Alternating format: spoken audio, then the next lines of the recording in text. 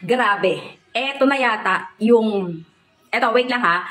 Beb, bibigyan ko kayo ng isang awareness. Grabe, guys. Nagpapasalamat ako dahil na-share yung aking videos regarding for this. Actually, lahat ng videos ko regarding kay Scarminator Cream, lagi niyang sinishare. Lagi niyang sinishare. So, nagpapasalamat ako doon dahil sinare niya. Pero, eto ha, bibigyan ko kayo ng awareness. Kasi guys, like ko naman sinasabi sa inyo, yung mga product na ipinipilit ko sa inyo dito sa aking mga videos, sa aking mga live, or sa aking mga ginagawang mga videos, tinitest ko muna yan sa sarili ko kung talaga bang applicable sa akin. Yes po, ini-skin test ko talaga yan bago ko ipilit sa inyo. So ngayon, gumawa ako ng videos. Halos lahat ng videos na ginagawa ko, sinishare niya. Eto labsa, mamaya ipipin ko dyan sa taas kung sino yan?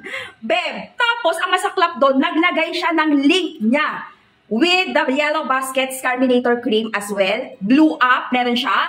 Meron siya sa yellow app, at meron siya sa yellow app, dito sa TikTok meron siya, at meron siya sa may orange app na nakakatakot. Yes, mga pangga. Dahil hindi ko assure kung same ng brand namin. Yes, same is Scarminator Cream, pero ang performance ba, it's same. Baka kasi Beb, marami nang naglipa na nito na peke. Ang dami na pong naglipa na nito na napakamura, pero good luck, baka mapapamura ka. O ngayon, share niya, with the link of this, pag nag-check out ka doon, bahala ka.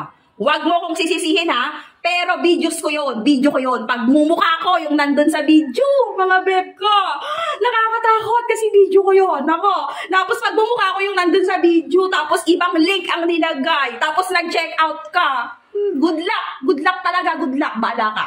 Eto ha, eto. Nakalagay dyan sa mismong apps ko na yan, sa Blue app, andyan yung aking TikTok page. I-click nyo. Diyan lang kayong mag-check out para ano mang mangyari.